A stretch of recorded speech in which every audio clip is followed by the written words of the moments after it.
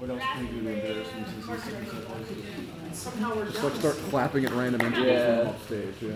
Hi, I'm Mike. That's not off stage. Oh no, you're fine.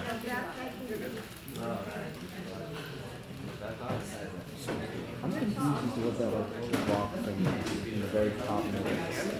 Like the rock formation behind the forearm of the one celestial thing. I can see it.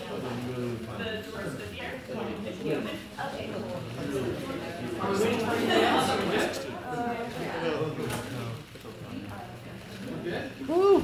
All right. Hi, everybody. Thank you so much for coming to the 2019 Animation Festival here at Westphal College of Media Art Design, Drexel University. This is a pretty amazing group that we have here. I don't have any slides. This is just their work, and I'm going to start introducing them in a little bit. But just a little bit of background. This is a very, very different group for us in animation and visual effects in the digital media program. Now, these students arrived about 4 years ago. They were the first group of students to come in and have a welcome week, right? You guys had welcome week when you came in. And immediately, Drexel recognized how different this group was. And so Drexel made a t-shirt, and it had "Be Different" on the back for these guys. Of course, Drexel being what it is, made lots of those t-shirts. And when groups of students were around Philadelphia, lots of people were snapping photos of all these people walking around with like 100 shirts saying "Be Different," all the same on the back. And so that was just how things began. Like, yeah, we really want to do this right. Well, we kind of messed it up a little bit. But they learned a lot during their freshman year. During their sophomore year, this group, many of the students in this group participated in the very first time where we had a class dedicated to building an outside project. The entire group was producing a exhibition that went to an international conference. The SIGGRAPH conference is the International Computer Graphics Conference, and this group was the first to ever actually put together animations in a dome. The conference invited them to make it. And that was their sophomore year. And so they all traveled, and a lot of them were in LA for that conference, got to start making contacts in the industry and made some amazing work that ended up being a showcase piece for that international conference. Along comes junior year, and a number of them worked on our very first partnership with the Children's Hospital of Philadelphia, where children in the hospital long-term invented their own characters, their own stories, and then these students produced those stories as CG animations, giving those patients a newfound form of control in their lives, where otherwise they were pretty much stuck in the hospital and in their hospital rooms. And it made such an impact. I know that a number of these students ended up doing their co-op that year in the Penn Medicine system. I know at least one went to Penn Medicine, another co-opted and worked at CHOP. Adriana, right? There you are. Okay. Okay. So, again, a very different group. These are all first times. All of these things led to, these were pioneering projects. So every class since they were sophomores has been able to participate in building an exhibition piece for the SIGGRAPH conference. This year is the second year that we did animations with the CHOP patients. But it was these students that were the pioneers that laid the groundwork for those types of activities that we hope will continue on. And this is the legacy that they leave behind for us here at Drexel. And so I hope all of you as family and friends, I know you're already very proud of these wonderful individuals, but I just wanted to underscore how proud that I am and what an impact that they've made on Drexel. I think you've heard a lot about the impact that Drexel has had on them. They leave their own legacy with us here as they move on. And so with that, I'm going to start introducing each of them to present the projects that they worked on this year. And that's another thing that's different about this pioneering group. Traditionally, we've had a setup where students were required to group in large group sizes and produce an extremely long piece. Because these students had already worked in large groups delivering major pieces that were internationally exhibited, it didn't seem to make a whole lot of sense to say, well, you know what, you have to do that again for your senior project. Another thing about this particular group is they are incredibly diverse. Not simply in typical social measures in terms of age and gender identity, background. These students all have very diverse interests and diverse areas of focus. And so for the first time, we gave our seniors this year an opportunity to choose to do a project entirely in and of their own design without requiring any specific group size. And happily, many of them began to collaborate throughout the college. You'll see some projects that do that. And most importantly, they still collaborated with one another, where you'll see some names appear in multiple projects because they didn't formally work together as a, you must work together like this in this team type of approach, but instead they formed their own relationships and partnerships throughout the year. And I think it really turned out well. I'm really proud of all of you. This is the point where I normally introduce the first senior student, the seniors to deliver their presentations. This is also a different presentation today because we're after commencement. I have no senior students anymore. What I have is an amazing group of fellow Drexel alumni sitting in front of me. And so the very first alumni to come up and present are Fatma and Julia, and they're going to present their work that is Layla and Majnun. And let me just find their presentation. I had it open, but apparently not anymore. Best laid plans.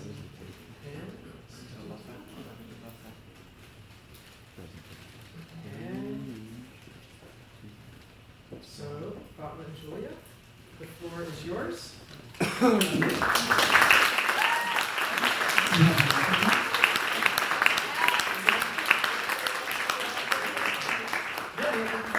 Over here in the light so we can see. Hi everyone, I'm Fatma Ozan and I'm an animation and visual effects student. I'm Julia Zuckerberg and I'm also an animation and visual effects student. We're going to tell you about Layla and Majnun, our virtual reality narrative. There's a lot of work that goes into making a virtual reality experience. We've had the privilege of collaborating with a variety of different disciplines. Alongside the digital media department, we worked with Drexel's dance, music industry, and English departments to make our vision a reality. So, what was our vision? We were inspired by the Turkish folktale Leyla and Majnun, which is often considered the original Romeo and Juliet. The two lovers were separated by Leyla's father. Broken-hearted Majnun takes to the desert and descends into madness.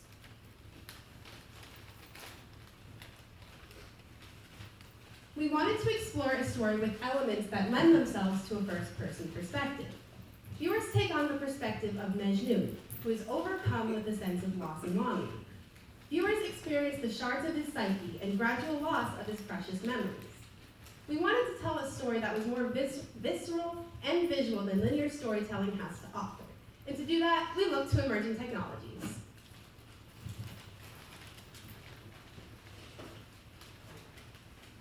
As animators, we are accustomed to making media in the form of still images and video. However, we wanted to take full advantage of the immersive capabilities of virtual reality by making our experience interactive. To accomplish this, we used Unreal Engine, a game engine known to being artist-friendly due to its intuitive visual scripting interface.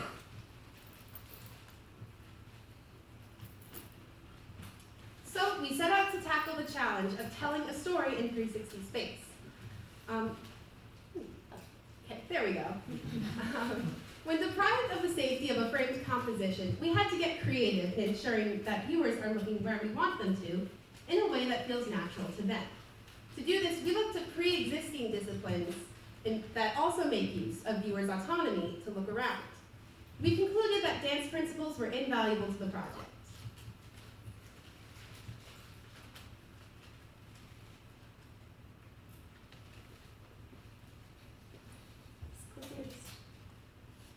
Oh, cool. We enlisted help from the Drexel's dance department. we got in touch with dance instructor Sandra Parks, who connected us with Pauline. Pauline choreographed a beautiful dance performance for us based on the story of Layla and Majnun. Grad student Andrew got us set up with the motion capture system to record Joseph and Priya performing this lovely piece for us. After the shoot, game design underclassman Sana joined the project to assist in the process of motion capture cleanup. From there, we treated and abstracted the data beyond what is visually feasible in the physical world to fit the aesthetics of our project and further enhance the story.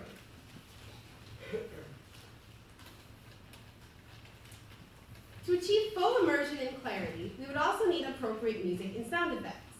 We enlisted the help of music industry majors Julie, Julia, and Amy to help us with this.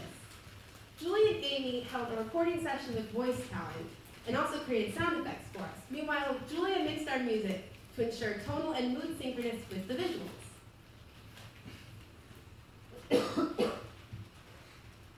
The desert conveys the sense of isolation and solitude that Majnun undergoes. The viewer has full freedom to explore this vast landscape, uncovering the secrets within. The desert is peppered with abstract visuals to simulate the sense of hallucinating. These hallucinations are triggered based on where the viewer is looking, giving each viewer a unique experience. We were inspired by Turkish art, and we used motifs from the story when coming up with ideas for these hallucinations. These hallucinations represent Majnun slowly losing his sanity. As the experience progresses, the emotional weight and intensity of these visuals crescendos.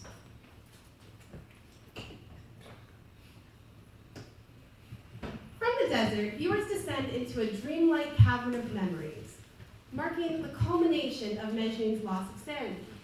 The memory bubbles represent the life together that Layla and Majnun were deprived of. There is a sense of bittersweet nostalgia as the colors shift and the mood diminishes into heartbreak. In the memory bubbles, Layla and Majnun are portrayed by Olivia and Evan, who recreated these moments for us in front of a green screen. We developed a particulate treatment for the footage to be executed in the cave.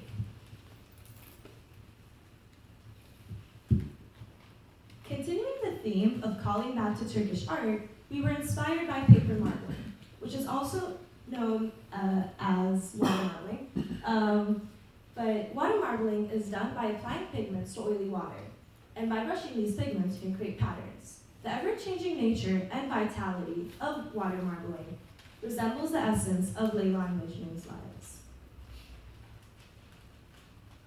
Now I want to show a preview of our project. Of this sound, so what's happening.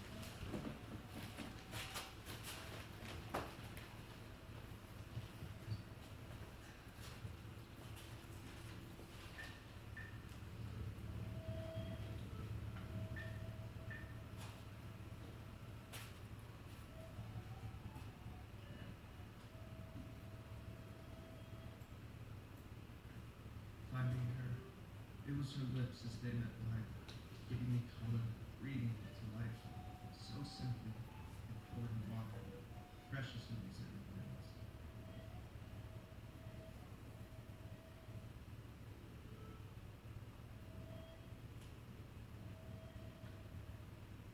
Every time they called me Majnun, madman, they stitched the fabric of our story closer to the end. It was her. It was me. Us. They wouldn't say it. And though I knew it was, I should have seen a home that wouldn't be this. Listen to the stories of the river's violent floods. Observe the stars crossing, felt them pulling us away.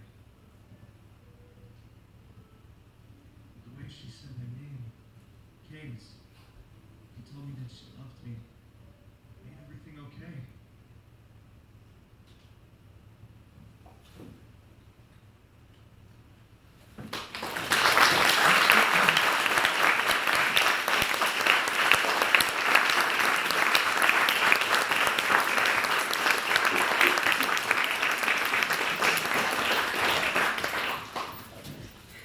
alike. Cool. I want to say special thanks to our advisor, Nick Jashishin, and dance instructor, Sandra Parks, and all our family and friends, and all of you for being here and supporting us.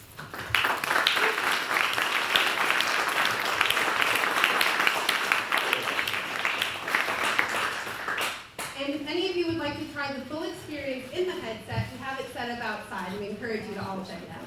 Thank you again.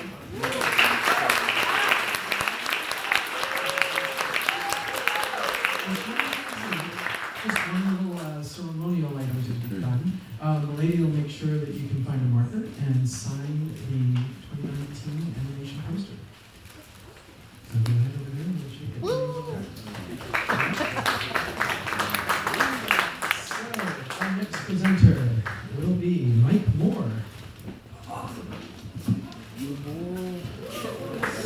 Boy. Get that?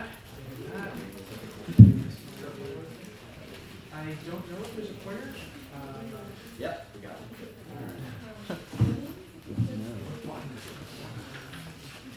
Mike, which button? Which button? It's the top. Yeah, beautiful. All right, can everyone hear me? People in the back? Cool, I don't want to use the microphone. All right, so my name is Mike Moore.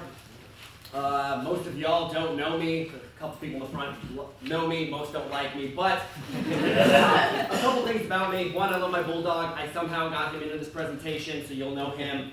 Two, I love tattoos and obviously my hair. But I also love this weird thing called game design. So this is what I've been working on for the past 9 months to a year. It's a virtual reality experience called a time-sensitive target. So what is this? It's a, like I said, a virtual reality experience where you don a headset and you go through this.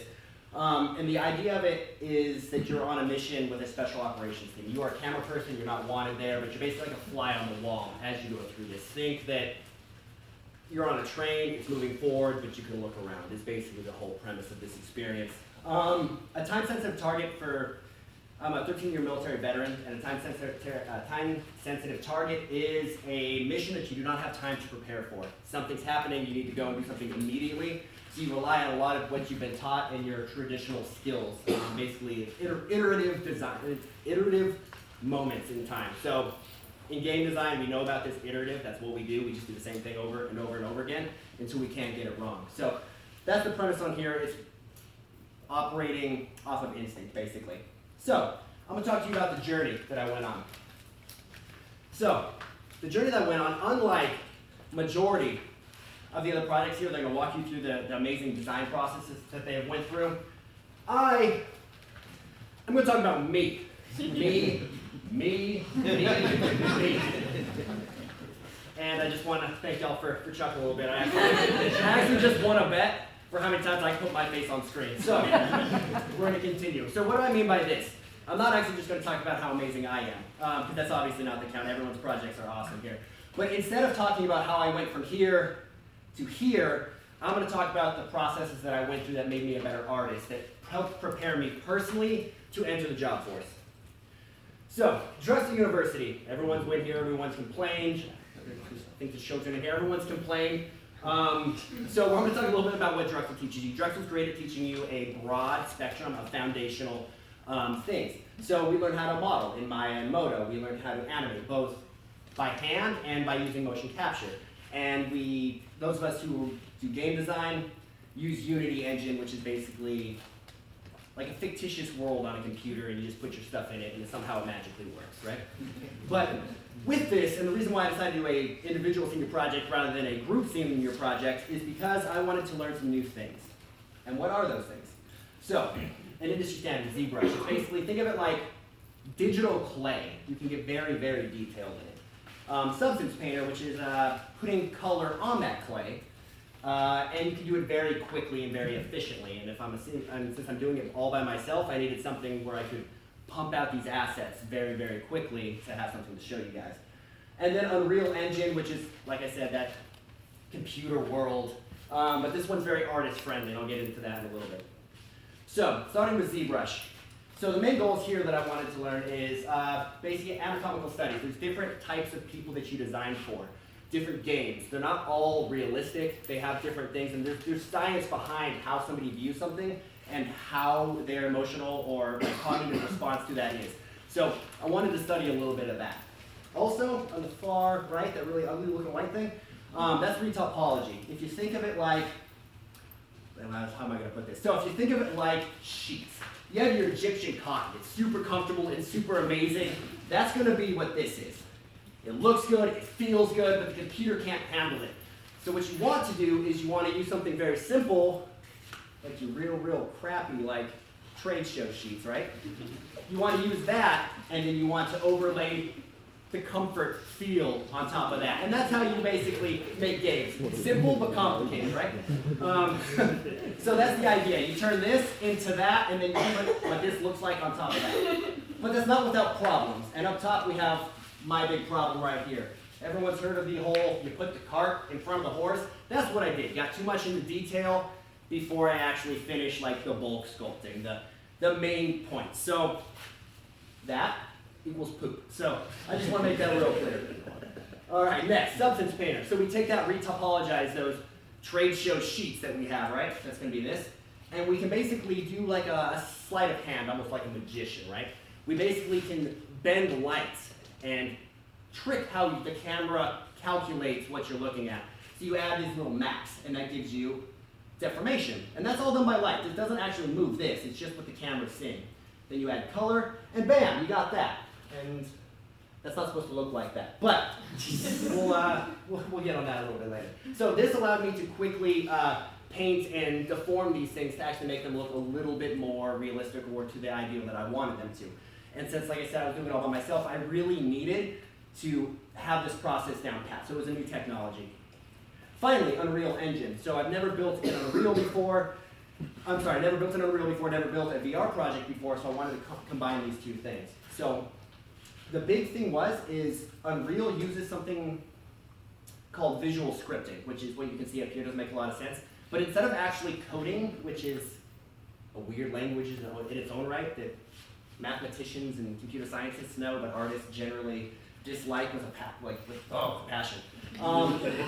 This basically turns it into little boxes. So it's nice and pretty. It's for artists. It's got a name. You put a box in and connect it to the next box, and life is so much easier. So this is why I use Unreal Engine. So what have I done with this? So I currently work for a video game studio in Colorado. I'm working remotely, and I was allowed to apply a lot of these things that I learned: ZBrush, Substance Painter, use of Unreal Engine to my current project, which is a grand strategy game called Terra Invicta, and I was able to do it in my character sculpts and my detail editing. I also applied it to my personal projects. That is my bulldog. I told you he'd be here, and he is here. And so this is my bulldog, and so I was able to apply a lot of these techniques to my personal projects. So help me develop my portfolio to help me get a job. So where does all this wrap up? What has it done? So just a little recap before I actually show you what I've been working on.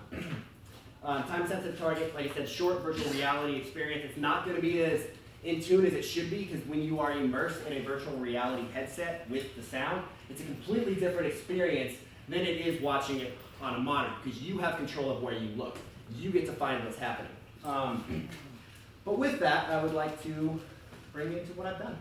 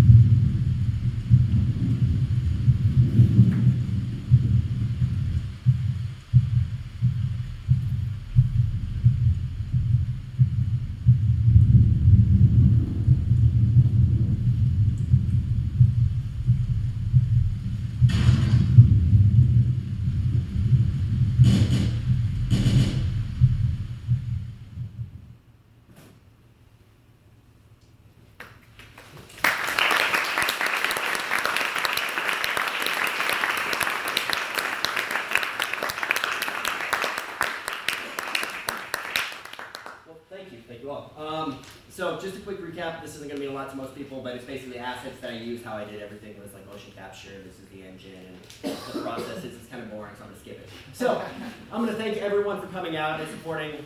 Obviously, you're coming for graduation, but also coming the day after graduation because nobody really has to be here. But I appreciate y'all for coming out, and I just wanted to end with another really big picture of me. So thank you all so much.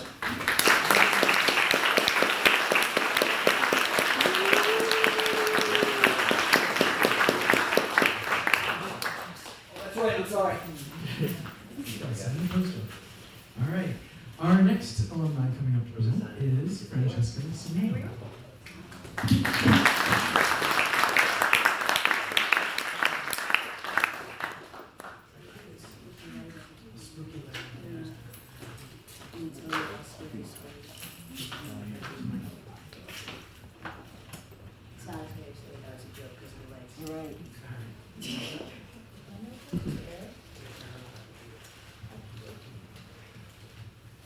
Hello everyone, my name is Francesca Simino and I am going to present to you my senior project called Gear Up.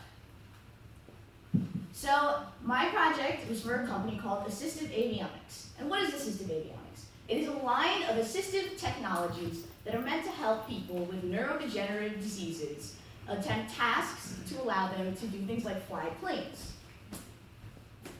It is headed by a person named Godfrey Nazareth.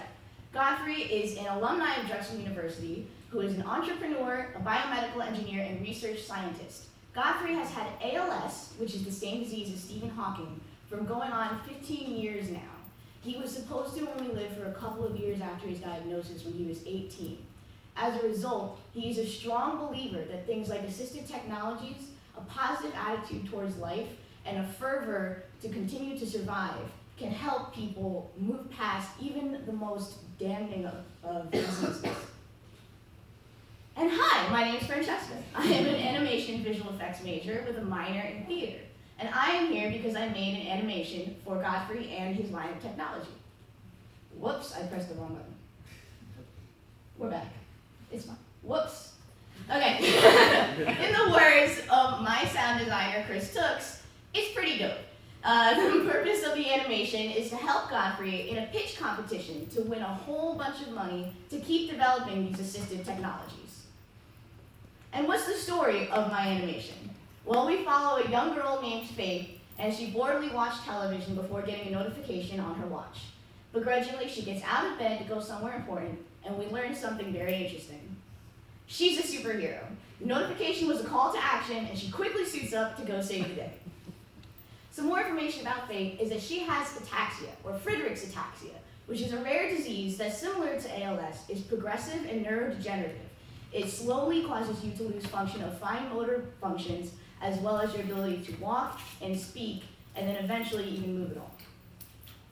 So how does the 3D animation get made?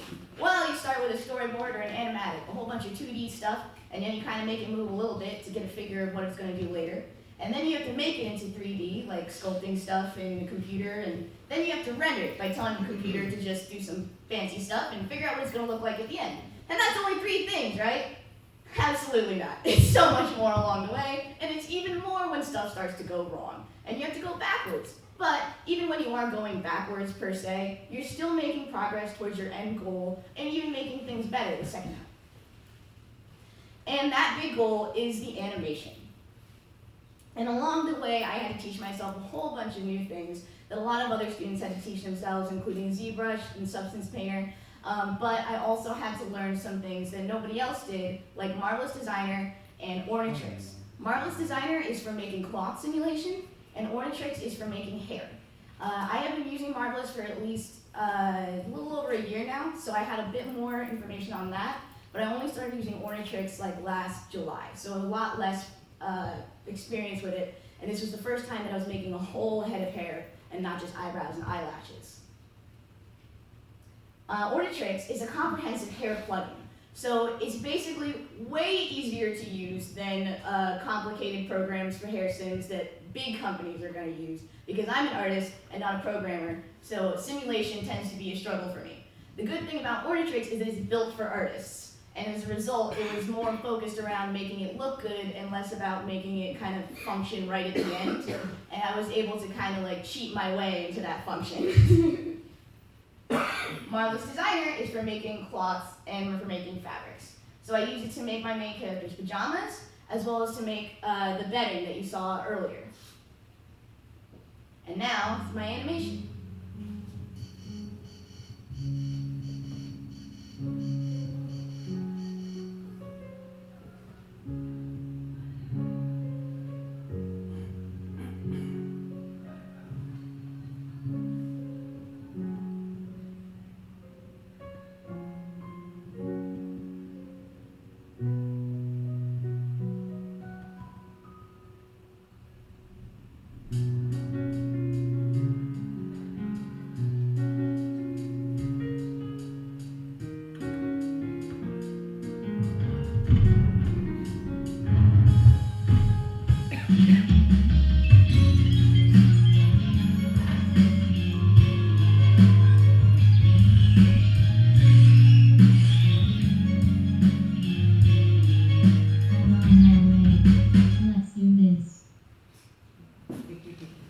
Thank you so much.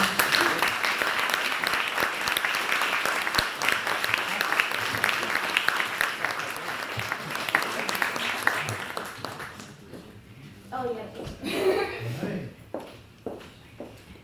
Let's see, up next would be Ryan Mack.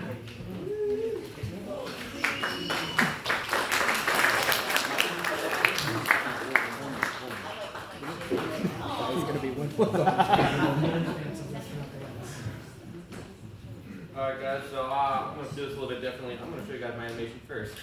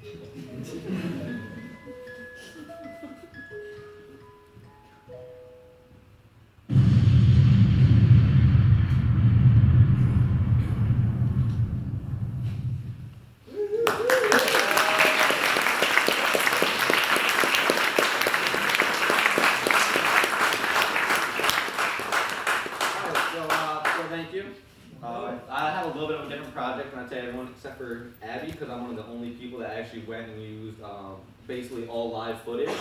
So most of my project is, go through the presentation, I guess, you know? So at the beginning, I'm a photographer and videographer, so most of my project I try to base it off that, and I always really enjoyed exploring abandoned buildings. I come from a really rural background, so coming to the city was a big change for me, and especially seeing all these areas that are just basically left back to nature.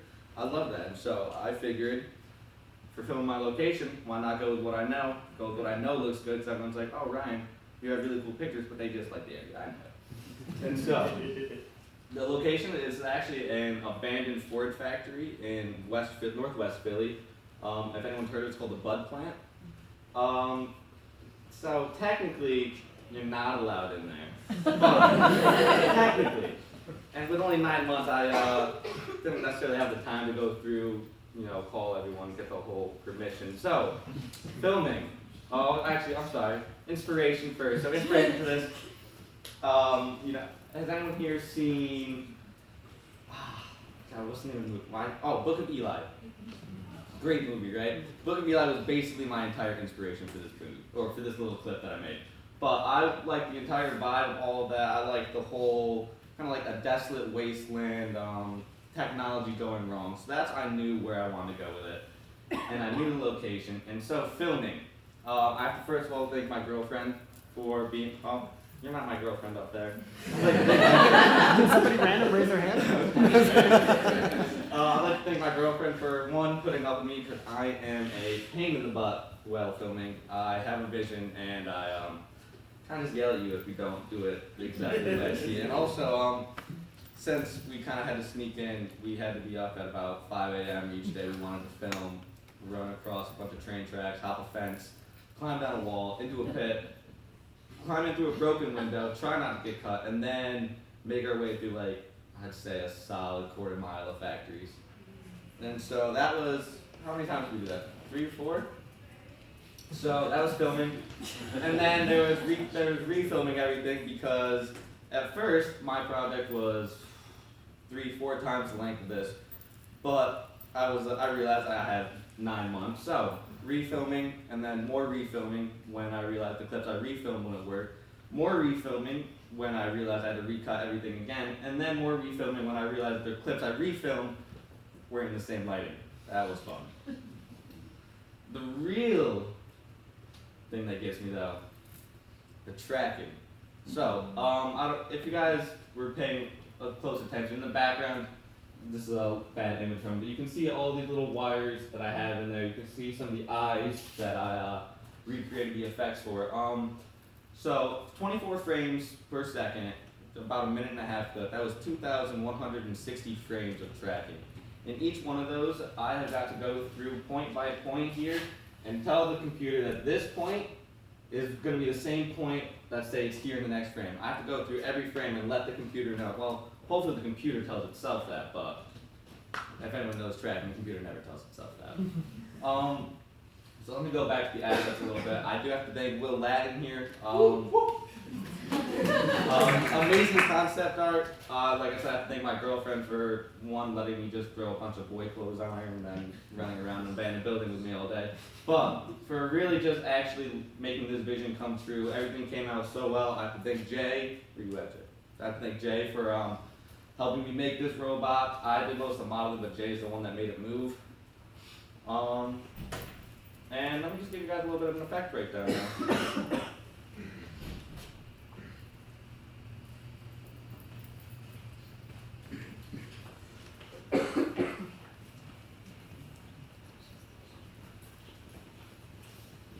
This is just going through my basic pipeline. You can see some replaces, some color correcting.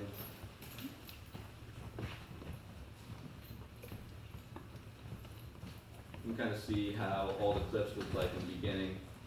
Keep in mind, this is after like 8 different refilms of this one shot. Good times.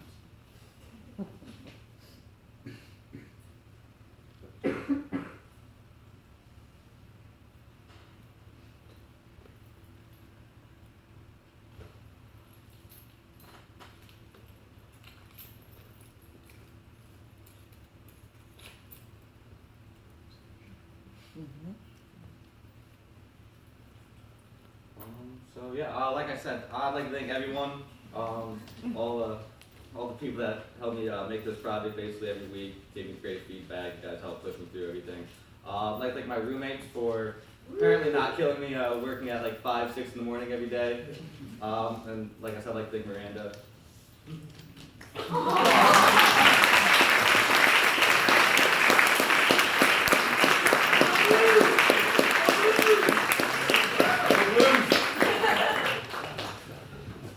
Excellent. And speaking of Jay, you are our next presenter.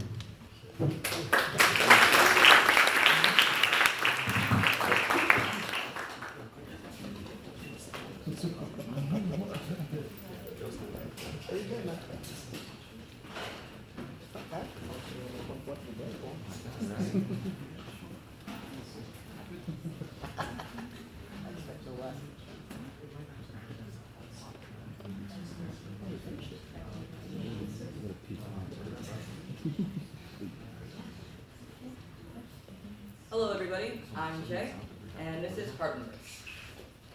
But before we get into that, I just wanted to talk a little bit about how I got here and really what led up to senior project. So, I've always been really interested in drawing, and before Drexel, my main passions were 2D illustration, character design, and storytelling, and I've continued those passions throughout my college career. All these illustrations up here were drawn within the past 4 years, most of them being within the past year. So Drexel's curriculum focuses on the 3D curriculum, which meant that most of my classes here were focused on me learning base foundations and skills instead of expanding upon what I already knew. So although I was able to add my own personality and touch to all my assignments, I often felt that they really lacked the overall charm and appeal that my 2D illustrations had. This year, I really wanted to get back into what excited me about art and combined it with my newfound 3D skills. So what exactly is Harpenverse? Harpenverse is a study of recreating and capturing the charm of my 2D illustrations within a 3D space. I decided that I didn't really want to design whole new characters for this project, as I already had characters that existed before, that I already knew really well, and their designs had already been finessed and finalized by years of development. Harbin and Alan. Harbin is a 22-year-old barista, high school dropout, and self-proclaimed paranormal investigator. He is obsessed with the supernatural and really always looking for the discovery that will rocket him into fame and success. Alan is a very successful accountant who works for his father's insurance company. He's a very egotistical man, but is bored with the cheating of life, and he's Harbin's love interest. However, unbeknownst to Harbin, he's not exactly human. So where exactly did I start? When I started senior project, I knew that because I'd be working alone, I really wanted to focus down and hone in on 1 or 2 skills, and I chose character modeling and rigging, which I'll get into further. However, over the year, I'd ended up working on many other parts of the pipeline, including texturing, lighting, and animation. At the beginning of the year, I started by mocking up orthographics for both Harbin and Alan, which basically helped me make sure their proportions were intact when I was modeling. I also did expression studies, which helped me map out how I really wanted them to look and act. Then I moved on to the modeling phase. So I knew I wanted to have a lot of control over how my characters looked, so I decided to learn ZBrush. And as I said before, ZBrush is basically a program that is kind of like modeling with clay, except in a 3D environment. I use ZBrush to model basically everything here, except for a few hard surface items like Alan's glasses and his belt, and Harbin's coat. I use Marvelous Designer to make Harbin's coat, which is the program that Francesca talked about that lets you have real-world patterns for clothing and simulates how they will look and fit on a 3D character or model. Then I moved on to Retopo, basically simplifying the model to make it more usable for the computer and for me. The model on the left is the model of Harbin's body, straight out of ZBrush. It's completely dense. All those black things are the lines of the model, and it's so distorted because there's just too many that the computer can't even process it from that far away. And the one on the right is the one I retopoed, and as you can see, it's much simpler and easier for me to work with my human eyes. So then I moved on to texturing.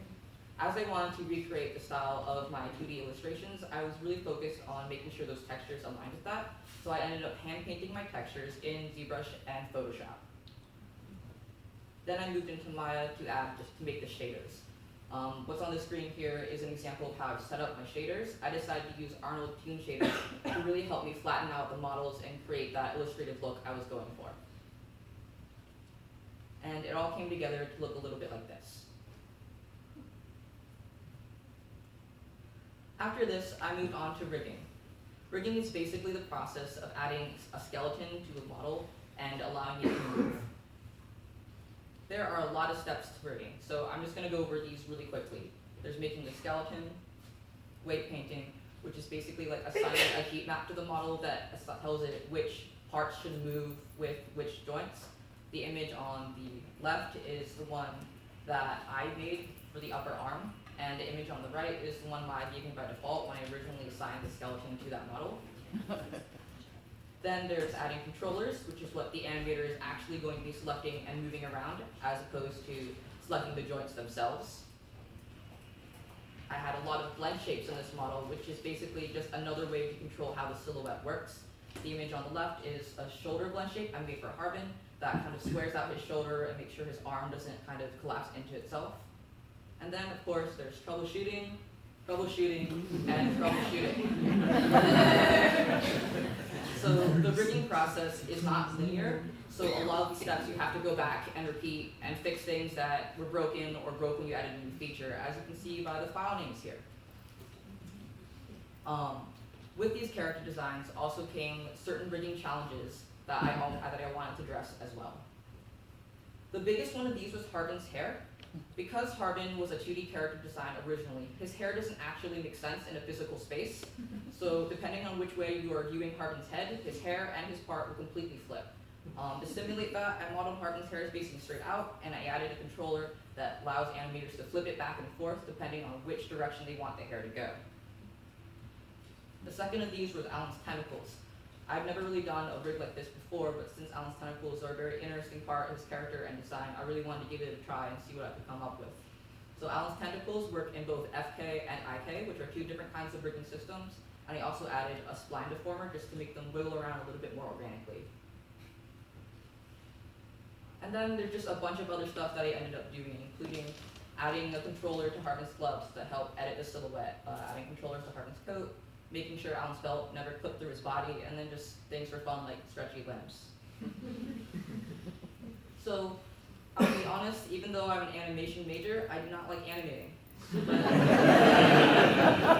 I realized that animation is a big part of bringing my own characters to life. So while I was making the rigs, I also decided to come up with some animations. So I enlisted the help of fellow senior Mike Moore, and he helped me concept the animations, shoot reference for them, and he ended up animating one of the shots.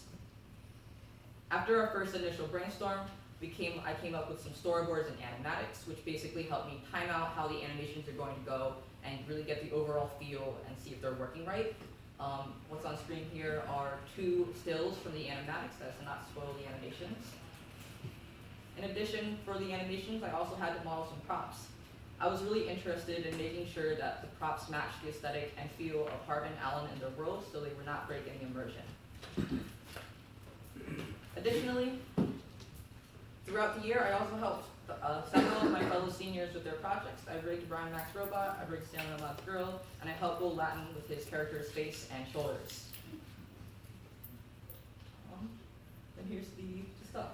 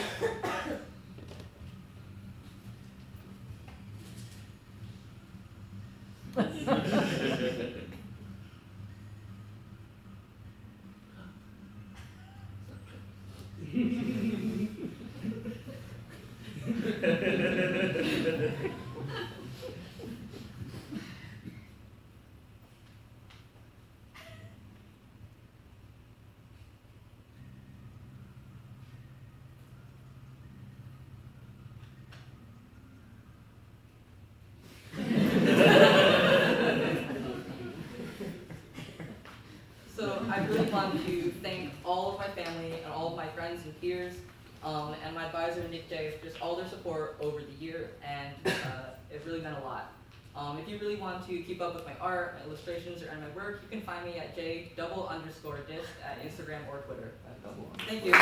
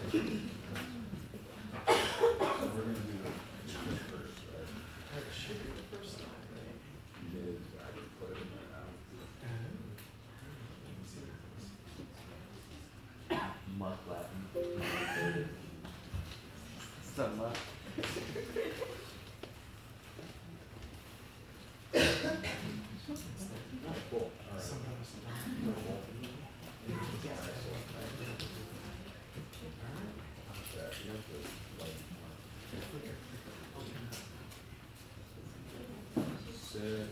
Oh, God, it's happening. Oh, good, it's looping, fantastic. So there you go. Once more, since it is pretty short. Yeah, it's violent, isn't it? So hey, I'm Mike. As of like 30 seconds ago, I forgot all of my lines. So please join me on this wonderful journey of improvisation as I struggle to remember what I put up on those slides. Some of you might have the immediate reaction of, man, that was like 10 seconds long, what the hell? And you're right, so please allow me to explain a little bit of why that is. But first, a little bit about myself. I used to be an animation and visual effects senior here at Drexel, definitely more on the visual effects side. And when I first got to this place, I was playing it kind of fast and loose with my career path. I wasn't exactly sure of what it was I wanted to pursue. I just knew that I wanted it to be 3D in some form. And eventually, a few years down the road, I decided on the career of medical animation. And with some great connections, big thanks to Eric Hiller and Francesca Semino for making that happen, I was able to land my Drexel co-op at 3FX, which is a medical animations place a little north of Philadelphia. It was a great opportunity, and I got to learn so much about the pipeline and learning with professionals and working alongside them and all the knowledge that came with that. And it exposed me to a lot of things that I didn't get here at Drexel. But it also exposed me to the realization that I just couldn't see myself working in that industry for the rest of my life. And so, as you might imagine, that left a little bit of a hole that needed to be filled pretty quickly. And that is when I bumped into a program called Houdini. Not the magician. Houdini is a node-based visual effects software used in the motion picture industry pretty frequently. It was used in Pixar's Coco, it was used in Blade Runner 2049, like every single Marvel movie, all the Star Wars movies, you get the idea. It's very popular and it is very procedural. And what set Houdini apart from me is the absolute level of creative freedom that it gives to people that are using it. You heard about some of the other programs that my peers have been using over the course of their 4 years of time here at school, Maya, ZBrush, and stuff like that. But whenever I was using those packages, I always felt limited. Like the creators of them had a very specific view of what it was that they wanted them to achieve, and to step outside of that toolbox usually meant finding another program that specialized in what it was that you wanted to do. And then that adds another step to an already complicated program. Getting those two programs to play well together, it just felt very limited and clunky. And when I was working in Houdini, I didn't get that feeling. I felt like the limitations had been removed. If I had an idea in my head, all I needed to do was learn how to execute it in Houdini, and I could create it one-to-one as long as I had the know-how. And so with that, I had a good idea of what it was that I wanted to do. And so that brings us on to the project itself. Like you saw these two brief visual effects shots focusing on destruction. But when I chose this, it was more than just making cool-looking explosions in a tornado. It was about challenging myself to learn as much as I possibly could over these 6 or 7 months, and then applying that knowledge in a cool-looking way to show not only how good it looked, but also my own expertise with the various aspects of Houdini. And so to that end, I focused on destruction, because while it definitely looks interesting to see playing out on the screen in front of you, it's also very deceptively complicated. A lot goes on between just that initial placid shot and then the chaos that results from the explosion. And so let's move right on to the rural shot. So I chose this intentionally. In terms of visuals, there isn't a whole lot going on when compared to the second shot, other than the two hero objects, that being the barn and the tornado. This was, like I said, intentional, because by stripping it down, it really let me focus on what it was that I was trying to achieve with the simulations and with this project. That helped me keep my scope in a realistic point, and scope is super important with projects like these, especially for solo projects. It made sure that what I was actually trying to achieve was, really achievable. It also let me play around with some of the more just niche aspects of Houdini, some of the stuff that I really would have glossed over if I had lost myself in the complexities of some of the more mainstream dynamics and simulations. And one of those examples is the barn itself. Now, it might look pretty simple up there, it's just a barn after all, but it is fully procedural. And what that means is that you can change every aspect of its properties in real time just by playing with the sliders. So say you're sitting at a desk and you're working on this thing, and your boss comes up over your shoulder and says, hey, that looks great, but it's got to be a little bigger. We really got to sell this sense of scale for this thing. So then, while he's there, you can just adjust the width of the planks, you can adjust their depth, the size of the windows, the number of the windows, the shape of the roof. It's all updating in real time while he's there. So then, the both of you can very quickly iterate and develop the look again and again and again, and eventually settle on what it is that you want it to look like. And that is a very special tool. And it's not entirely unique to Houdini, but it very much helped. It also rural shot gave me a great example, gave me a great opportunity rather, to really display a number of simulations.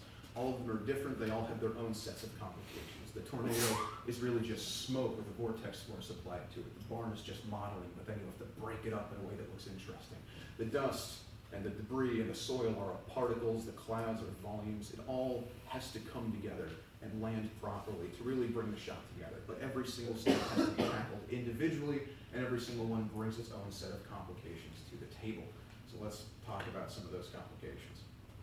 So there's a lot down there. We're just going to kind of breeze right over that and go right into the tornado itself. The tornado shaping presented quite an issue, just because in Houdini alone there are hundreds of ways to make a single tornado, and each of those different methods brings something different to the table. They all have pros, they all have cons, they all have benefits that you need to pay attention to. And a big part of my job when developing the look for this scene was deciding exactly which method I was going to use that would give me exactly what I wanted in terms of function and form. The barn itself, as you see it be destroyed, isn't really being destroyed by the tornado. While the tornado does generate winds, just as a matter of fact, if I were to run the tornado through the barn and not let the look that it gave me, I would have to go back and make a whole new tornado from scratch. And that takes a very long time. You have to do the whole look dev process again, get a look that you like, and then run it through. And if you still don't like the destruction, you have to repeat it again. It's very slow and it's very tedious. So what I was able to do instead was to mimic the force of the tornado independently of its own look.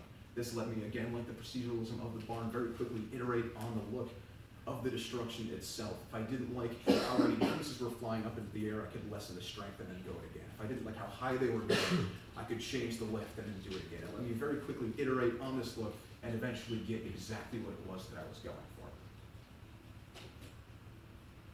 Okay, so moving right on to the urban shot, much more technically and visually complex than the rural shot. Definitely, and part of that is because the explosion itself, while it may look singular, is actually 5 different simulations running in tandem, all having an effect on each other all of the time. And so learning to wrangle that was a big part of making this shot come together. A lot of it also has to do with visual accuracy, and that, as some of you may know, is all about reference and looking at the real world and what happens and trying to mimic it as closely as possible. And so when I was pursuing this shot and I was trying to craft the look that I wanted, I actually got to explore a little bit about what happens when an explosion actually goes off. And I'm not going to bore you with the physics because there is a lot of physics to it, but the gist of it, or one of the gists of it, is that when an explosion happens, a large amount of heat is generated, and then heat rises so it creates an updraft, and then that updraft creates a mushroom cloud. That's why when you see nuclear explosions, they always have this distinct mushroom shape. And it looks really cool from a visual perspective. But that's because it has all the imperfections that come with occurring in real life. When you're working in a virtual space on a computer or Houdini or Maya or ZBrush, you don't get that level of imperfections. The computer does exactly what you told it to do, and it does it perfectly. So when you explode something, you get a perfectly round and bulbous mushroom shape, and it looks pretty terrible. And so as an artist, you have to tell the computer where to mess that up. The term we use is shitify. You have to shitify it. You have to include atmosphere, you have to include particulates, turbulence, the wind blowing from any other direction. All of this needs to be taken into account all of the time throughout the pipeline. And that's all for the sense of accuracy, for the realism that you get when you're watching this on the screen. It allows you to step back and think that it's actually happening. It's not just a computer. And part of that accuracy also comes from the architecture, not just the explosion, but the building itself. It's kind of hard to tell. That's a pretty tiny image, and it's very monochromatic, but that is actually a cross-section of the building that is exploding, and on the right there, that is the node network that kind of comprises a bit of it. That's really complicated. We're not going to get into that. But when you're constructing an apartment building, or any building in general, you don't just start with the bricks and then stop. Even if it's the only thing you can see from the outside, you have to take everything into account. You have to have the bricks, and then the insulation, and the wooden framing, and the drywall, and the paint. Everything has to be taken into account when you're building this thing. And so it stands to reason that everything has to be taken into account when you're destroying it as well. Even on a subconscious level, if you're not able to tell that there's only bricks being blown up, there's only glass, or there's only wood, it really does help to have that extra layer of detail. Okay, so I touched on it a bit before, but there were a lot of simulations going on during this entire process. Most of them flame, smoke, explosion, the whole 9 yards, and all of them were constantly affecting each other. The rubble from the building knocks over the people in the crowd, and then the hole generated by the explosion, well, it blows the rubble away, and then the heat generated from the fire pushes the plume of smoke, and so on and so forth.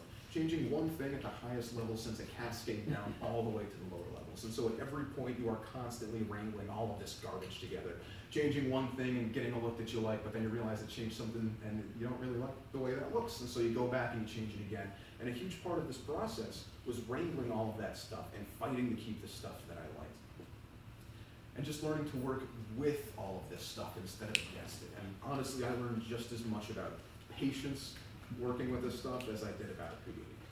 And of course, none of this would have been possible without the fantastic team of people that I had the pleasure of working with over these past 6 or 7 months. Big shout out to Big shout out to Mike for absolutely nailing the visual effects, and even bigger thanks to Mike for always helping along. Every little bit helps, and it all came together, and it looks fantastic. And I'm just so proud of everyone on this team. That's all I got. Thank you.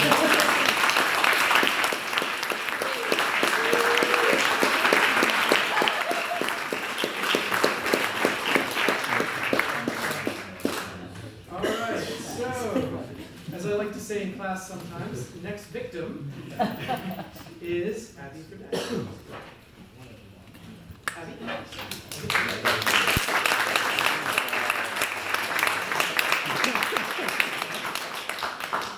came, you really did a good job.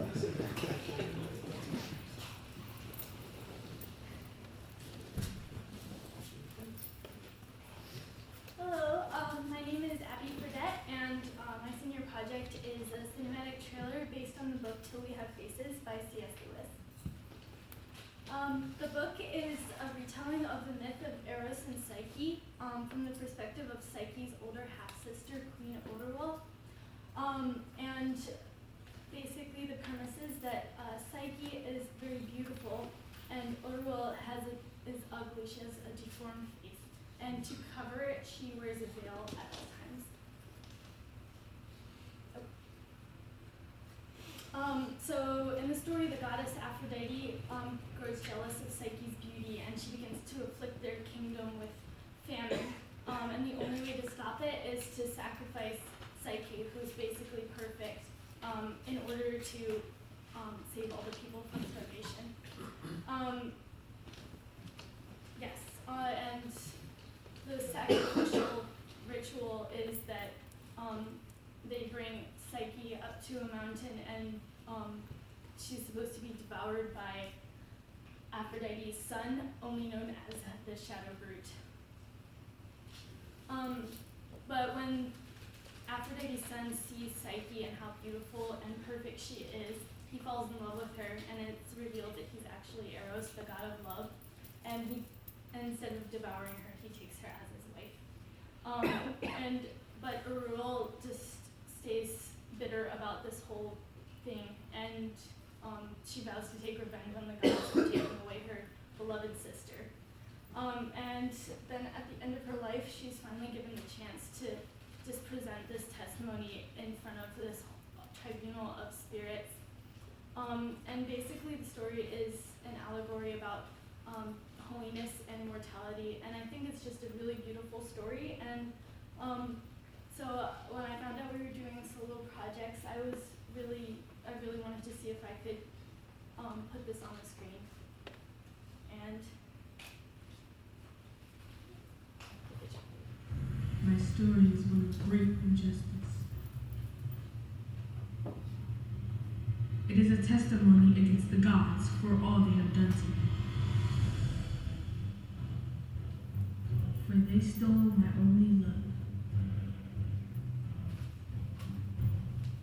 my sister.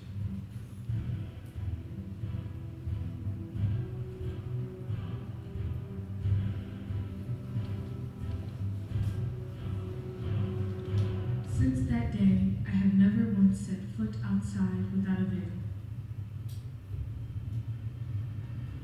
It hides my ugliness, my emotions, my suffering. Let any man who hears this judge for himself whether my revenge is justified.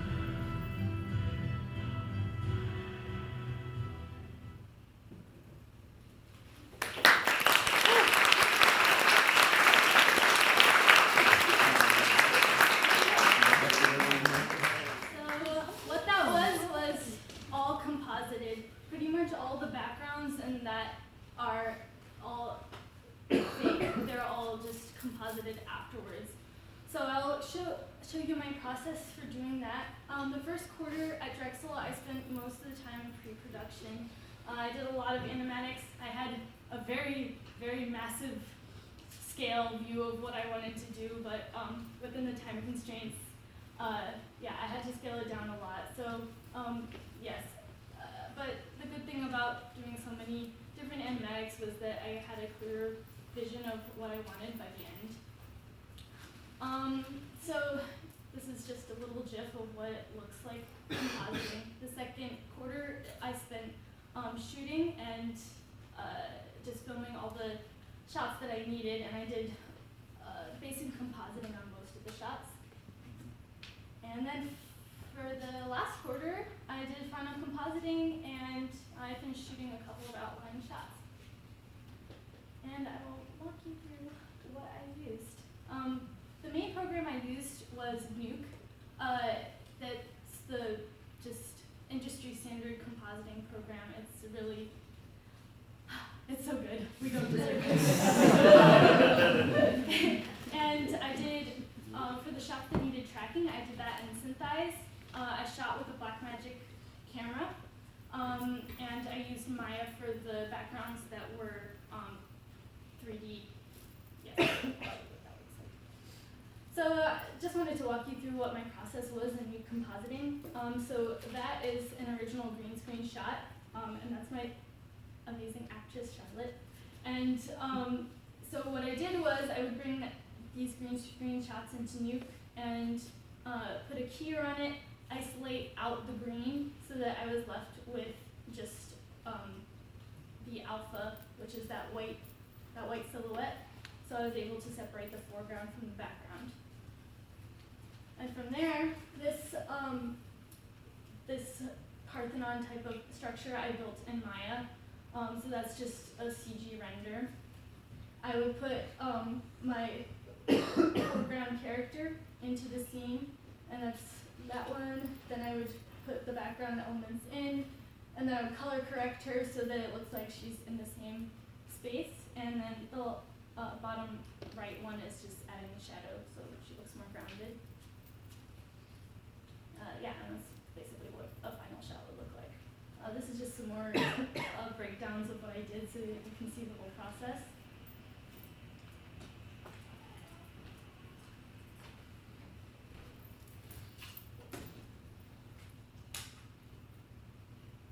Added smoke to some of them.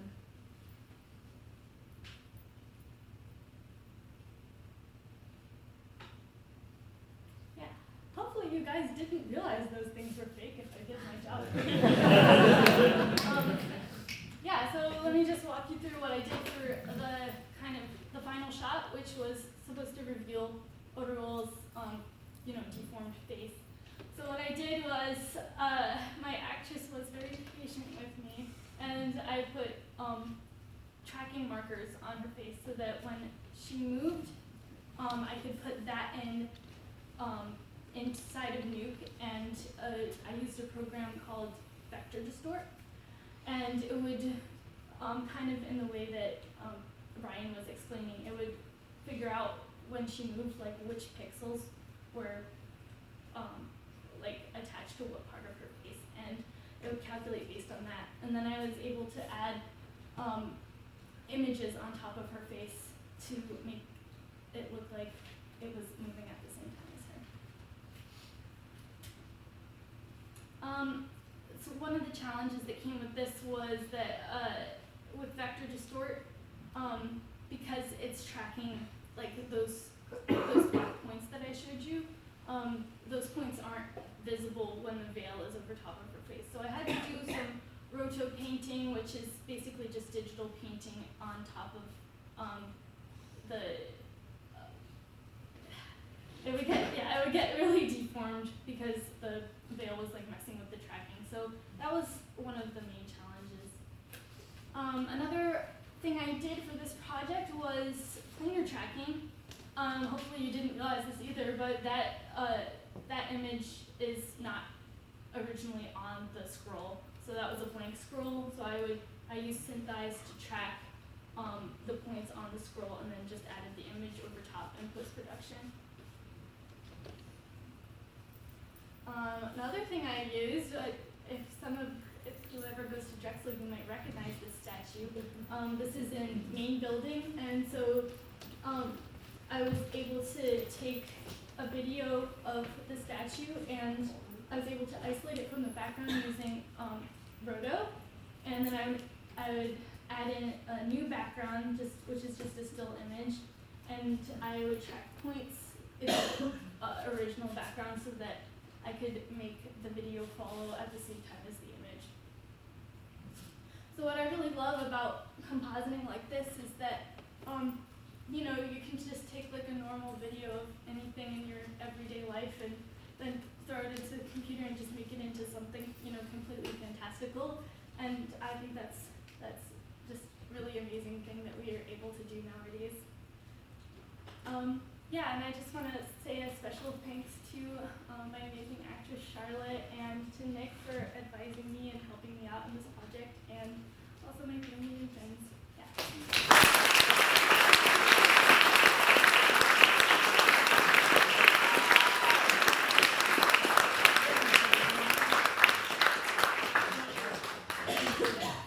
So, next presenter is Adriana.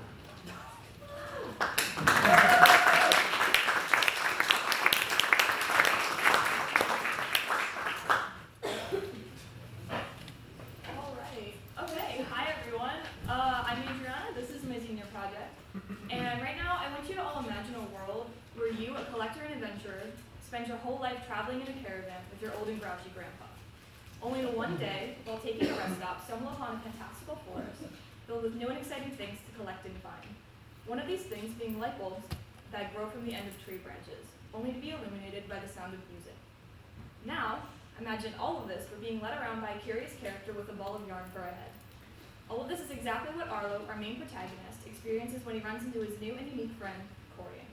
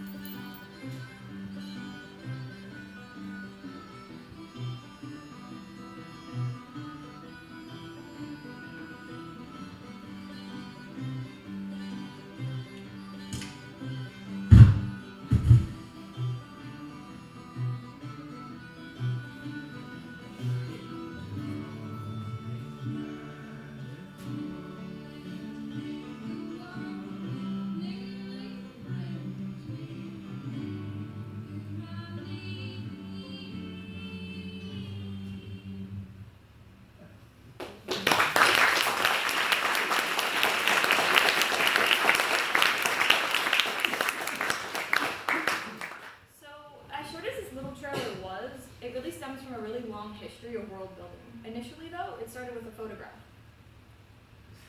So, freshman year, I had a photography class back before I changed my major to animation visual effects. I was a film student, and me and two of my friends were playing around with lighting and a lampshade one day, and I snapped this little moment. This picture sparked a long line of projects and illustrations, playing around with the ideas of characters who only have objects for heads. The lampshade character being Trip, the skeleton character being Vaughn. Coriander came after being predominantly based off of my brother. And originally my senior project animation was going to focus around these three characters, but because at the time I had yet to understand what the human main character would actually look like. Side characters were all that I had, so I made sure to avoid including Arlo in the earliest version of my storyboarding process. And in another attempt to swerve and dodge things that I wasn't completely comfortable with, I decided that my senior project would be a 2D animation, despite the fact that I had never actually done a 2D animation before. The idea was that in working in 2D, I would get to do two main things that I felt that I was the best at and enjoyed, which was drawing or texturing and just purely animation. But before that, I really needed to at least understand the style of what my animation was going to look like. The environment alone went through a bunch of different styles. At this point, I knew that I wanted a painted look that was more akin to a classic Winnie the Pooh illustration than the autumn and dark feel that I was originally planning for this world to look like. And along with the art changes, there were also changes to the plot and what characters actually took the spotlight. For the 2D animation, I really got a grasp on the human main characters for the very first time since starting the world. Arlo, our human boy character, originally started with a much more angular and asymmetrical face shape.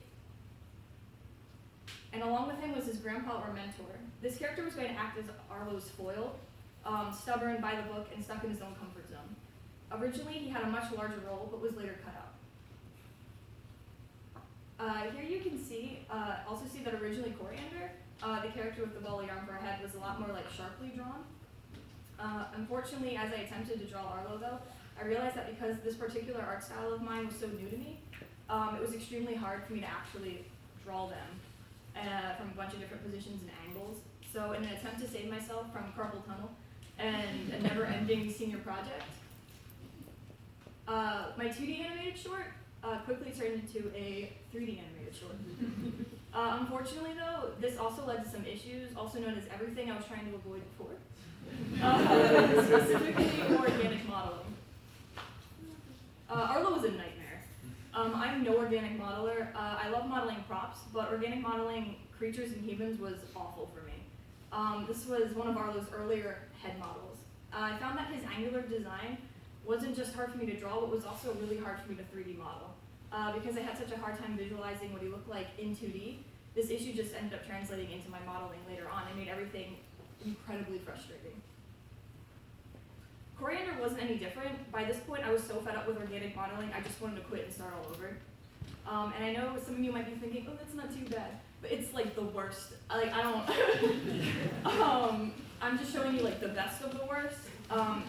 It was a lot worse. I just deleted all of those files so that nobody could ever see them. So just as quickly as I changed my 2D animation to a 3D animation, I changed my 3D animation to a stop motion animation.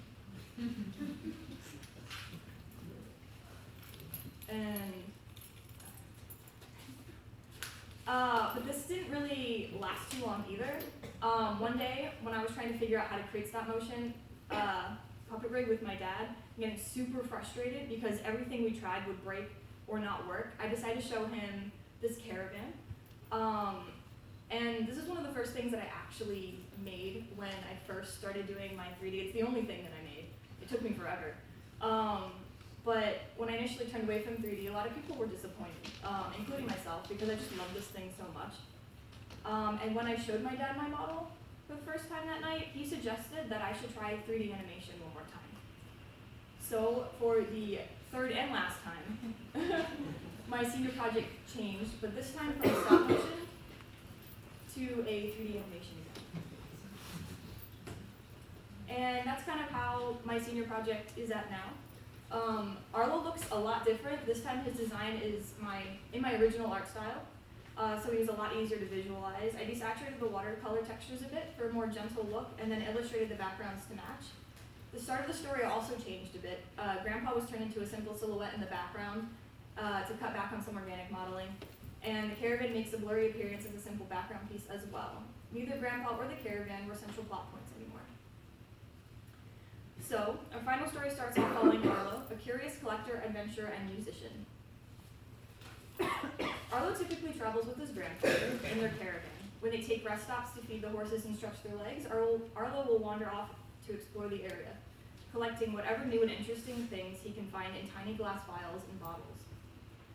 Our little hero isn't just collecting for himself, though. He's also collecting for his long-lost lover, whose image he carries around with him in a small locket.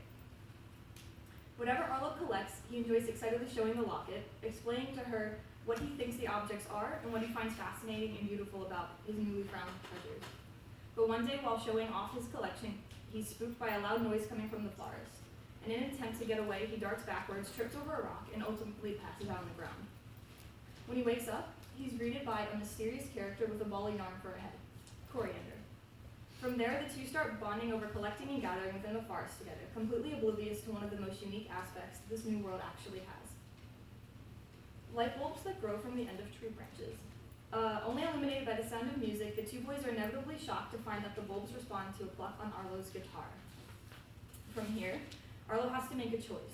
Go back to the caravan with his grandpa or follow Coriander into the forest, only led by the guidance of trees.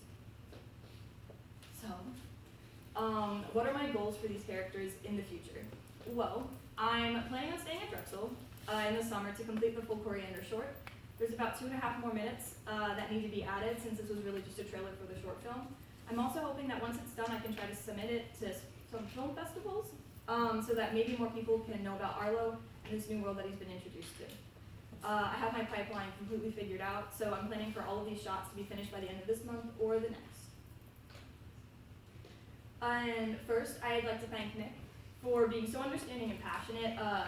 There was a lot going on last term, and it helped out a lot. I'd also like to thank my friends and family for supporting me in so many different ways throughout not just my senior project, but my entire Drexel career. Without you guys, I really wouldn't have made it this far. So, yeah, I hope that you guys enjoyed this little sneak peek into Coriander, and hopefully this won't be the last time you see these characters. Check out my website at eatmyanim.com to see other stuff that I've worked on at Drexel, and follow me on Instagram, because I'm going to be updating about so many different things. So, yeah, thanks.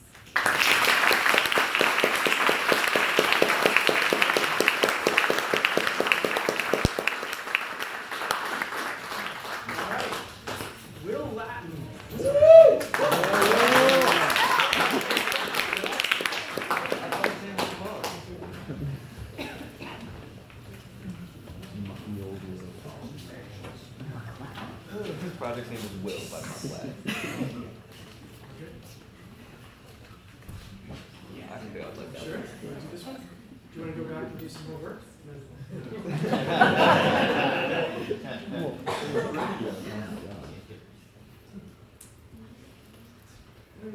All right, I'm good.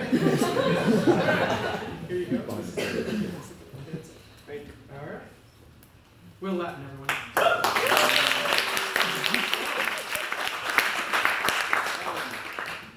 My project is called Muck. I wanted to make a animated teaser trailer for a screenplay that I was writing. I decided this year to do a minor in screenwriting. So to kind of get started on my senior project, I wanted to kind of blend these two major things I was going to have to undergo for this year. So yeah, I came up with this character, this story, and wanted to try and sell it in a 3D space. So I had a lot in front of me. This wasn't just something I was going to casually kind of get up and stroll around and do for the year. I really had to kind of get everything set in front of me, like what I needed to do. I needed to get my concept down. I needed to build this crazy terrain. I needed to get all this foliage. I needed to get these crowds running through this environment. I needed to get a character sculpted and rigged. I needed motion capture animation just to make the whole animation process a little bit easier for myself. And then I needed to do post-production for any sort of like weather, fog, whatnot. Basically what I could get done at that point. So I started with this concept. This is kind of what was going through my head right before the year had started. I knew that I was going to have to write a feature-length script for my minor, and so like 2 weeks before the school started, I sort of panicked because I realized I had no idea what my story was going to be.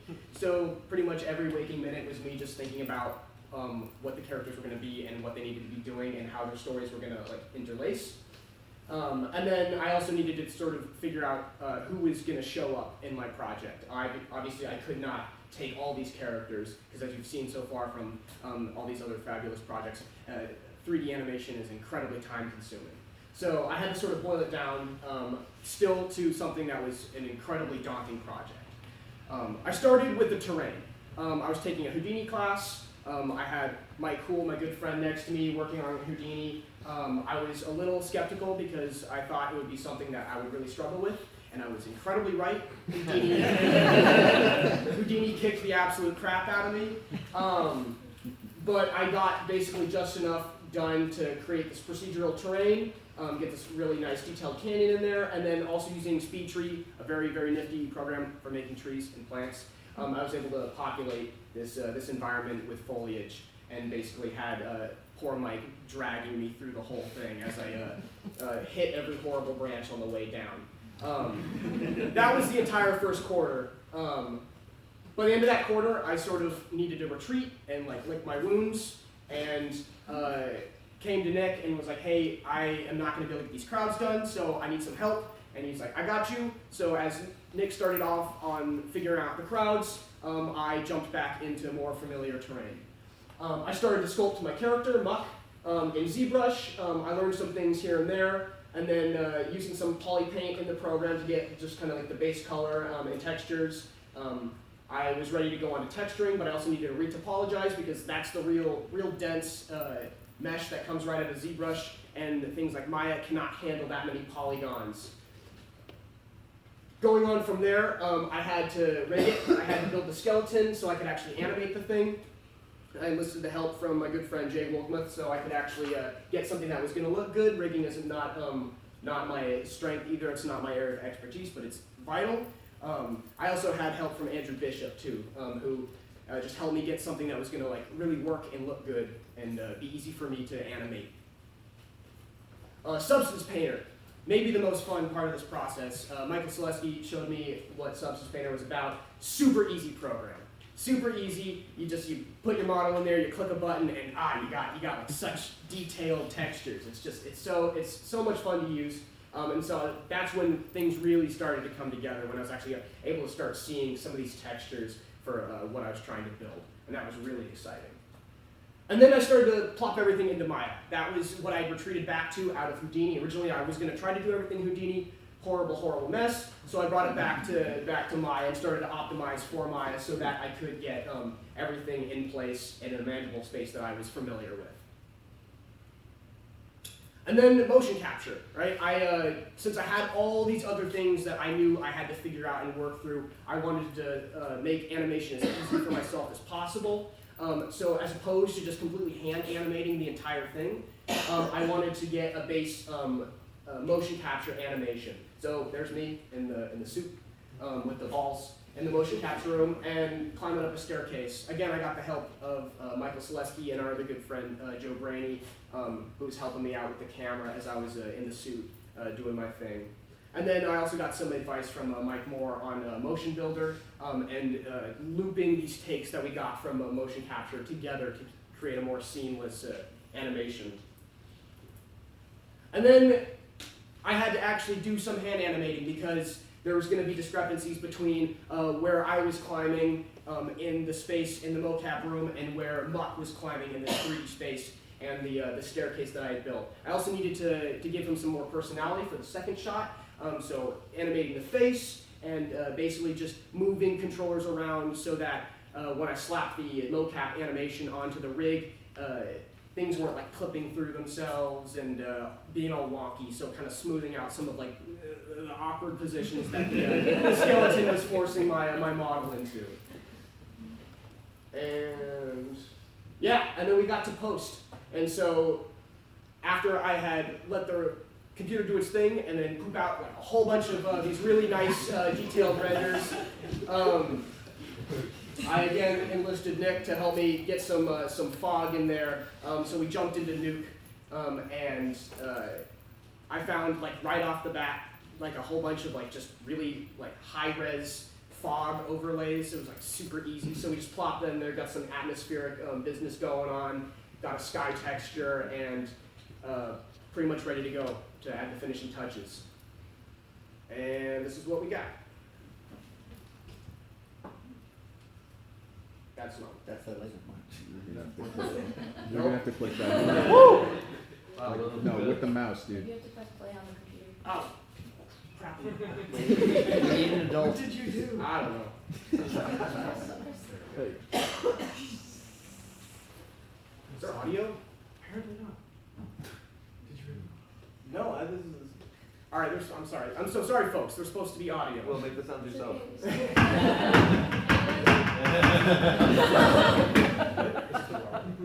Yeah. Okay. Do you want me to pull off? It's on Blackboard. I submitted both of them.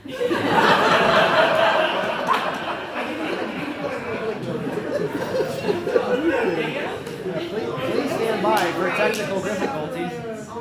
Oh, this is perfect. Sorry, technical difficulties. Hey, Will, you know you're supposed to show up early? Pay no attention to the man behind the curtain. Who are you? The last one came in 2 days ago. Well, And this one? That was 2 days ago. Wow. All right. We're gonna figure something out. Do you have it? Is it anywhere else? Is it on the server? Is it done? Okay. All right. You got it. Or the server. It's a whole server. Will that This is tough.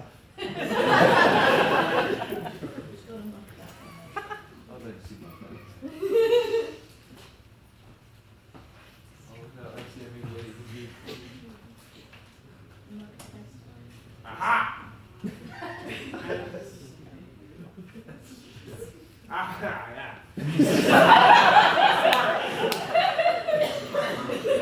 Real time. Okay.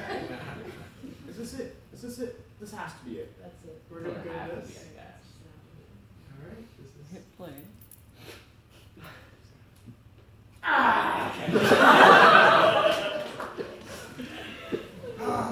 right.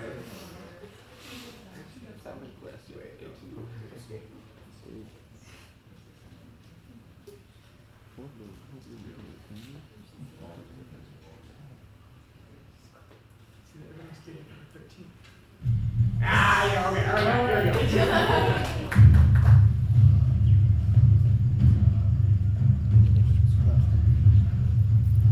Bottom right. Bottom right.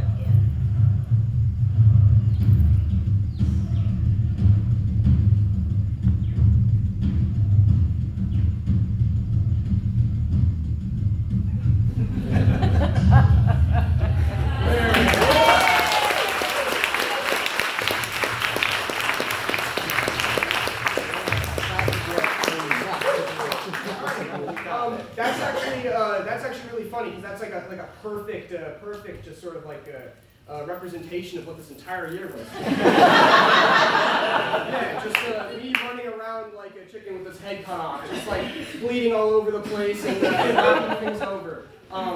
But wow, we got here, and it wasn't. It would not be if I hadn't had help from this wonderful group of people here. So thank you so much. Y'all really made this happen for me. So thank you. Also, thank you everybody for coming. It really means a lot. Thank you, Nick, for stepping in and yeah, saving me here and there.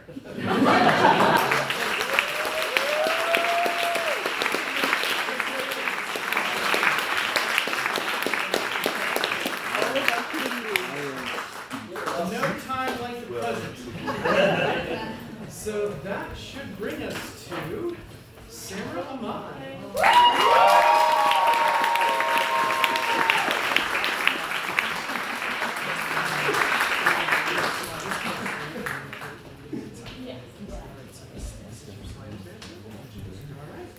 It's all yours. Awesome. Hello, everybody. I also wanted to restate thank you all for coming out. It means a whole lot to have such a beautiful crowd here to support us. My animation is called Big and Loud. My name is Sam Rahman, and this is what it's about. So, it's about my character's name is Aisha, and she learns about herself, learns to believe in herself through her environment. She's like, she's got bushy hair, she's bright-eyed, and she has a knack for adventure. And it's a song and animation, and it has like some autobiographical background and roots.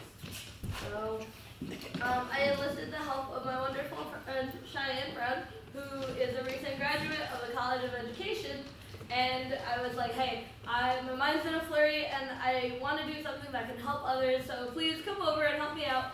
And we talked it all out, and by the end of the night, I had a whole poem.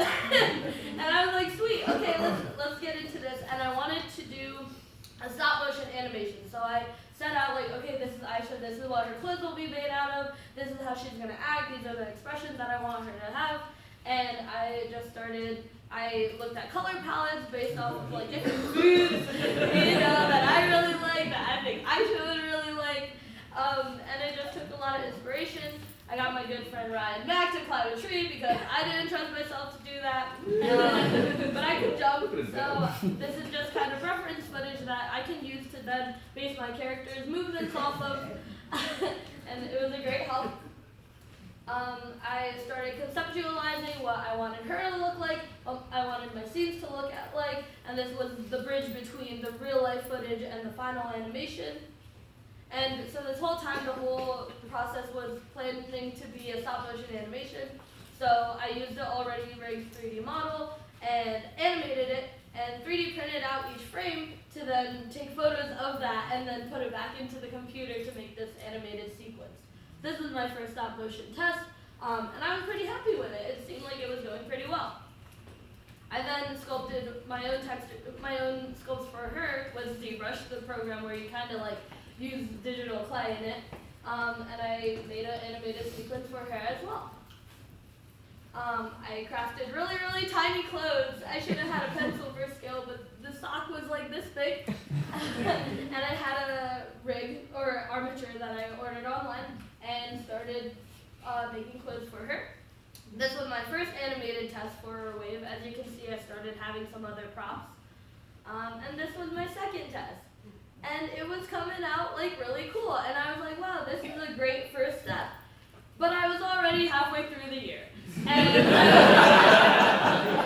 I was like, as adorable as this is, there is no way that I'm going to get this realistically done. And so instead of rerouting it, I just kind of ignored it. And I started looking at other 3D animations that I was like, wow, that's really cool. I want to do more stuff like that and experiment with different 3D styles. So during this time, I pushed my real work aside and I did all this fun stuff that I just thought of in my head. And as I started doing some freelance work through a friend where I got to keep exploring this style, and I saw a lot of promise in it. I saw myself able to translate the ideas that I had in a 3D style without all the restrictions of like money and experience. Well, yeah, all the stop motion stuff was starting to add up, and I was like, there's no way. So I came to Nick and I was like, hey, this is the kind of stuff I've been doing, and I see a future in using this style for my senior project. And he was all on board, and with half the year left to go, I quickly scrambled, and my main goal was to keep the charm and the imperfections that come with stop motion animation in my final animation. So these are my textures for her that I painted in the real world with my fine arts minor.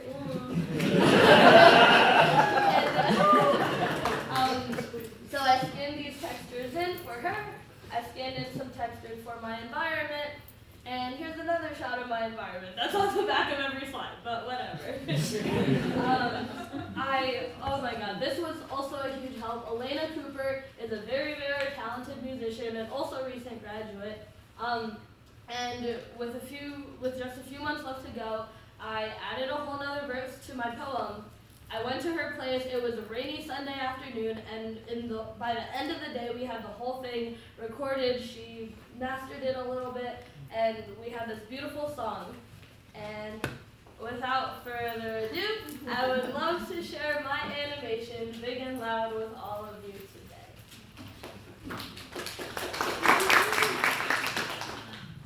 Wait, can I turn it on?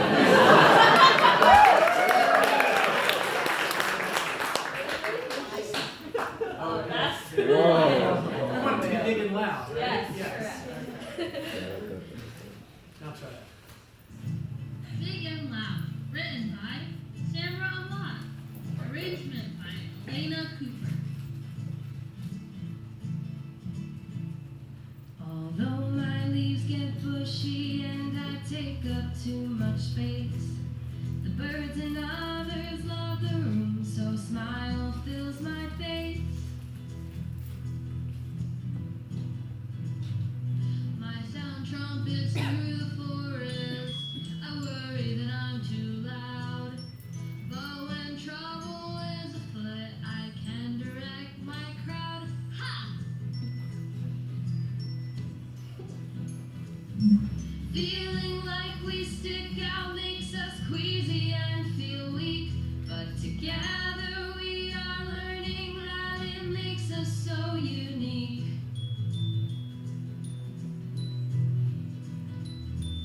So if you're ever feeling too big, too loud, too odd, remember what we told you and hold your shoulders broad. Big means you are looked up to, and loudness will bring change. So why should we be normal when it's so fun being strange?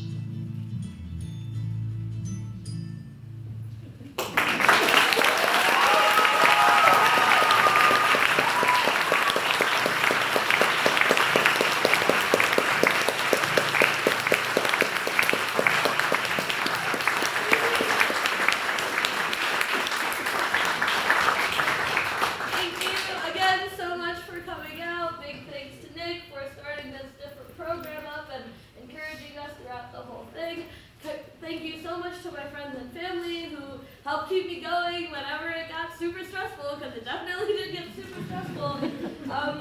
Yeah, and just thanks to everybody who was a part of it and everybody who's here today, because it's meant the world. So thanks. Enjoy the rest of your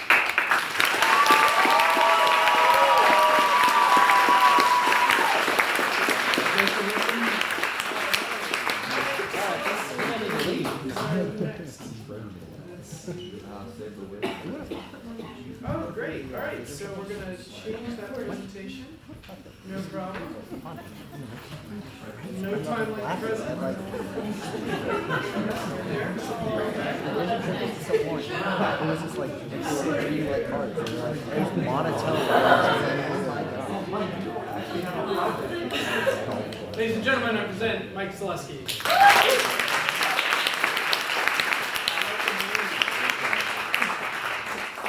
Hello, everyone. My name's Michael Zaleski. Hope you all are doing okay. I don't have a clever title for my project, so I just gave a really kind of just simple, straight to the point title. It's a real-time character and environment demo.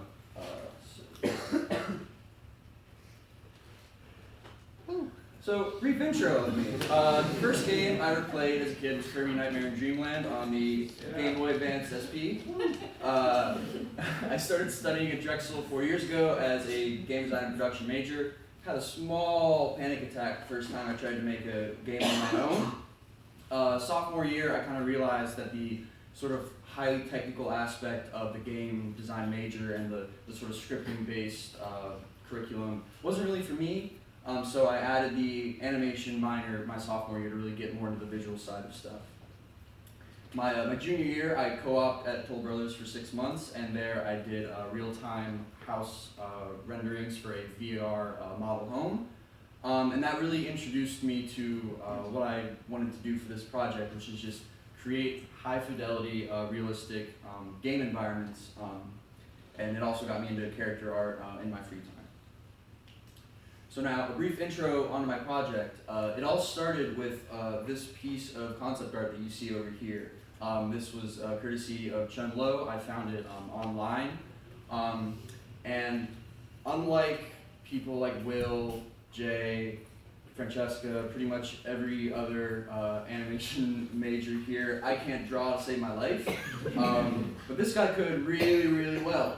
And a character artist and the art that they create is only as good as the initial concept. So I reached out to the guy and asked for his permission if I could make this for my senior project. He said yes, and I went from there.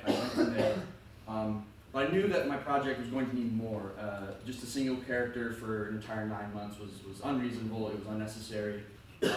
And so going back to my co-op, I got really comfortable in making game environments thanks to this project that I did there. And so, along with the samurai, I decided to build a fully fleshed out, it is fresh, but fully fleshed out, fully fleshed out 3D world. For the samurai, I wanted to match the sort of dilapidated feel that guy had, this overgrown Japanese shrine kind of in the middle of the forest, been abandoned for like hundreds of years. And so, without looking at the title, what is the greatest tool that an artist has? Winging it. Reference. Good job. It was really, really important for me right from the get-go to collect as much reference as possible because I was only working off of this single image of this character. And while there's a lot of detail and a lot of stuff that I can gather just from that picture, there's a lot more, like the legs and the rest of the arms, the back of them, that I had no idea what this character looked like. So I took to the real world and tried to find as much reference of samurai armor as I could. And I really wanted to find at least like 3 or 4 different angles of different pieces just to get a really good understanding of what this thing would look like and how to model it in 3D space. And then for the environment, I needed more reference as well. I wanted to get all these sort of like these assets for my world. I wanted to have like cherry blossoms, the little lanterns. I wanted to have this overgrown feeling. I wanted to have these cute little statue babies in my environment. The torii gates, like the whole kit and caboodle when you think of Japanese shrines. And more reference. We need even more reference to get this to look good. So again, I just collected as much as I could. Even the little lilies on the samurai. I wanted to get an up close look at how the light reflects off of the petals. Yeah, really just trying to know this project from the ground up as best as I could, even before I started to make a single model. And speaking of modeling, I know you've heard this program about 20 times today, but I worked in ZBrush to start off with the high poly of the samurai. And that's a kind of concept that a lot of game and animation art uses. It's this high to low pipeline. So I started off sculpting him, and I began to slowly iterate him, starting with the mask, working my way down, getting the pants, the rest of the armor, changing the silhouette as I go to better reflect the concept again. And yeah, by about end of winter term, I was with this, in terms of the high poly. I thought, looks pretty alright, looks pretty good. I thought I was done with it, but I really, really wasn't. And that leads me to, I won't quiz you on this one because you did enough, but the second greatest tool for an artist is feedback. So I already reached out to a lot of my fellow students at Drexel for feedback on this guy, but I really wanted to push it even further. And that's when I started reaching out to people already in the industry, specifically Ian Spriggs and Brendan Bankston. If any of you know what the Tomb Raider franchise is, Brendan Bankston works at the company that makes those games, so he's doing pretty well for himself. He's pretty successful.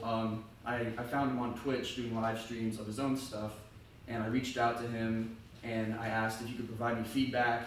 He said yes. I sent him just like a couple screenshots of this guy, and he's like, "Oh, can you like send me the whole sculpt file so I can take a look at it from every angle?" I kind of got scared, but I was like, "Sure." And then a few days later, actually no, like one day later, I wake up, see that he emailed me, squealed, a little squeal, check out his feedback, and just all the little improvements he made. The fact that he did like little drawings over of specific changes, it was really awesome, and I could tell already that this was going to help push this character so much further. So literally, I saw this, I ran into the labs, and just implemented all these changes as fast as I could, because I was that excited to implement these changes. And from there, I was done with the high of the high to low pipeline. The hair and the vines aren't in them yet, but that'll come later. But yeah, these are all just the high little detail bits of him. And that was during actually winter break, so spring term was when I started to get to the low part of the pipeline. Now, again, as many of you have heard about 20 times now, this kind of dense mesh over here doesn't work in games or animation. You have to recreate it in a lower setting. Mike used a really great example of like a blanket. Again, it's like, think of like a net. And this one is a butterfly net, really, really, really small holes. Can't work in a game engine. Think of this as like a fishnet with really wide mesh. It's more computer friendly, it's more processing power friendly. And this is him all the way on the right with the full sort of like low topology implemented. From there, I went to texturing him. Now, when you bring an object down to that low pipeline quality, you lose a lot of those details that you had in the high. So you want to bring those back first. And I ended up baking those in, so all of this detail that you see in this image to the left is still technically on the low res mesh, so it's working for the game. And once I got that baked, I took it into Substance Painter and gave it sort of this like base material coat of just the different colors that I wanted to include in him. But even from there, there's a lot more to do with this guy. You gotta grunge him up, get that like Krispy Kreme dirt all up in his cracks and crevices. Yeah, like if you see different little like parts of him, like a good example is the hand. The lining of the glove is way too high contrast with the rest of him. So on the other one, I just added a layer of dirt, because this guy's been like chilling out here for like hundreds of years. He's gonna accumulate some dirt, and I did that kind of just to the whole overlay of the model. I gave the high stuff, the high contrast stuff, I brought it down, made the color palette more cohesive and closer together with itself. Just overall color corrections that really helped push it further. And then going back to the vines and the hair, the vines is actually a way simpler process than you might think. To do all of this distribution of the branches and the flowers, I just used these 3 assets right here and just strategically placed them and bent them into place to just fill out the empty gaps of his armor. And then in terms of the pelt on the back of his helmet, I just used these 4 individual hair cards, each with a varying level of density. So the one furthest to the left is just like pretty much matte. That's the scalp essentially, so that you can't see all the way through the hair to the armor. And from there, I just lay on lighter and lighter details until I get to like the flyaways at the end that really just kind of like sell the silhouette from behind. And this was the end result of this part of my project. I was pretty happy with how it came out. I thought it looked pretty close to the concept, but I still had another half of my project to do. So for creating just all of the assets for my environment, it's definitely a long process. For all the foliage, like this fern you see here, I used a program called SpeedTree. Will mentioned it for his foliage. Everything from small ferns to ivy vines to giant oak trees was made in SpeedTree. It's super quick, super iterative, artist-friendly program. And then the rest of it I just kind of chipped away at bit by bit. When I was feeling sick and tired of working on the samurai, I'd go in and be like, okay, let's make a lantern, or let's make the temple or the gate. And I made a bunch of these little rock babies. They were really fun to make. And in terms of laying out this environment in Unreal itself, that went through several iterations as well. I initially thought of just this sort of like overcast, really foggy, really ominous lighting setup.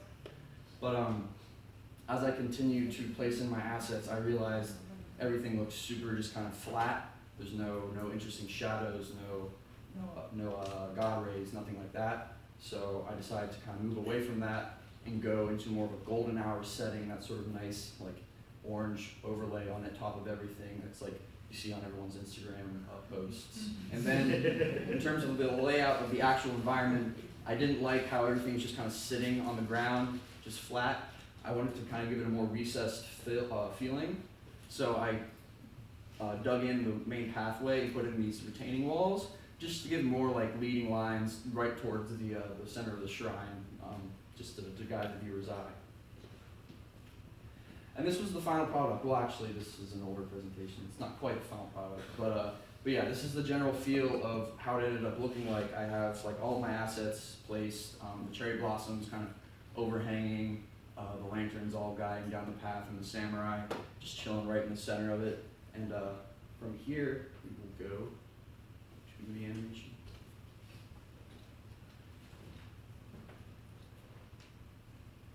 It's no audio, I apologize.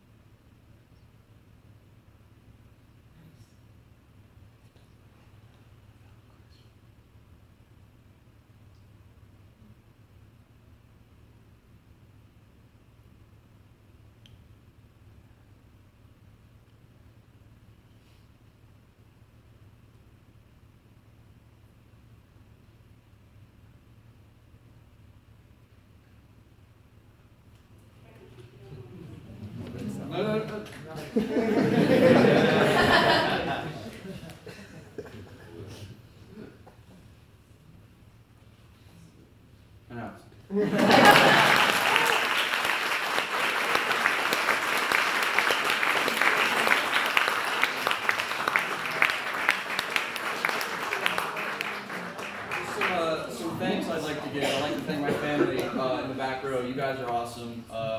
The recipients of many late phone calls filled with anxiety and stress, but you guys helped get me through this process.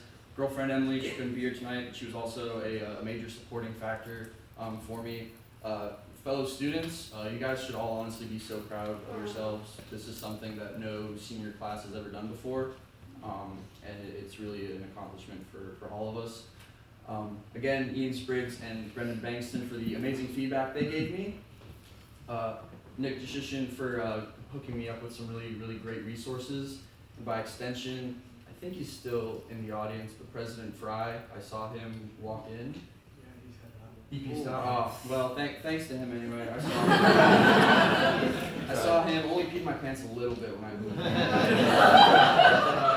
Also, major thanks to Wawa, Ed's Pizza and Wings, Halal Food Stand, and Trans Chinese Truck for giving me the proper nutrients that I needed through my senior year.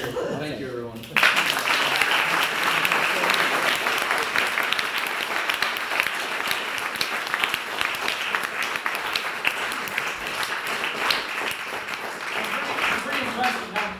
Mike was able to commercialize his senior project and get so many sponsorships.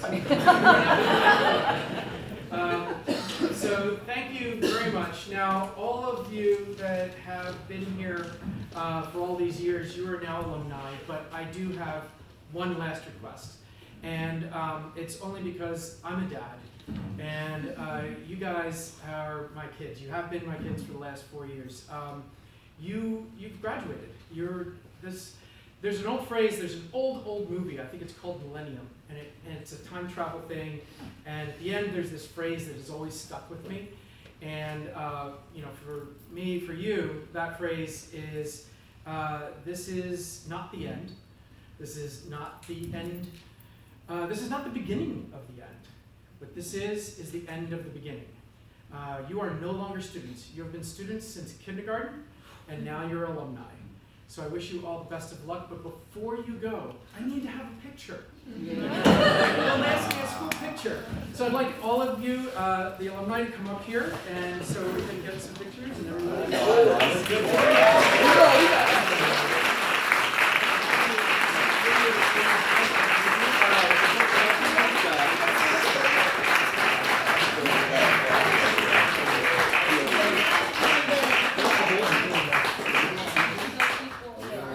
Going to sneak down low here, and then everybody else can get pictures.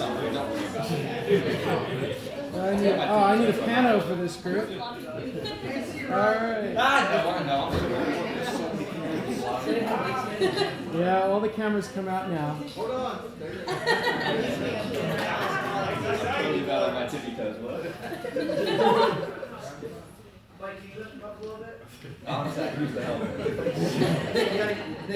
gotta go to the thing as well. Alright,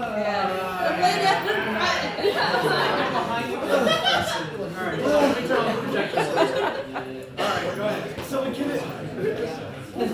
Alright, hold still.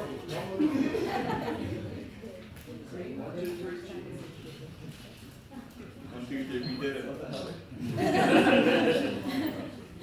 Somehow I'm shorter than all of you.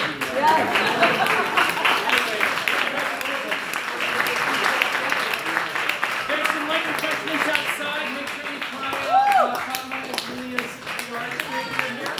And have a wonderful weekend.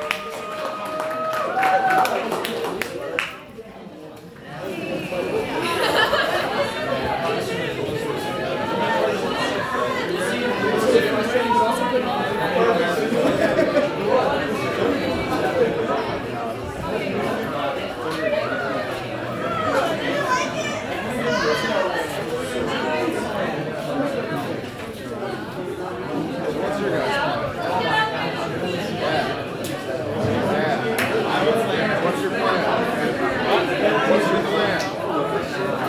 What's your plan? Right now? Yeah. Right home? I just want to make sure. I'm going to go grab lunch.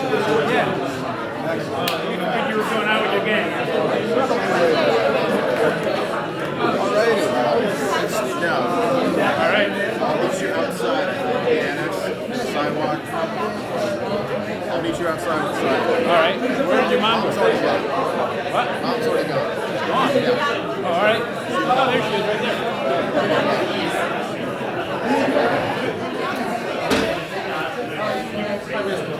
Good job.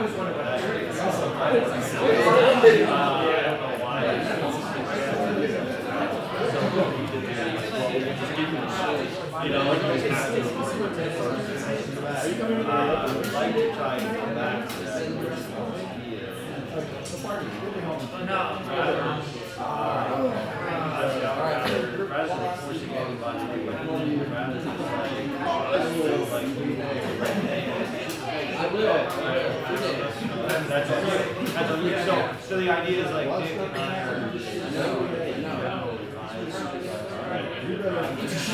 You're responsible. To me? Somebody said you're charging me then.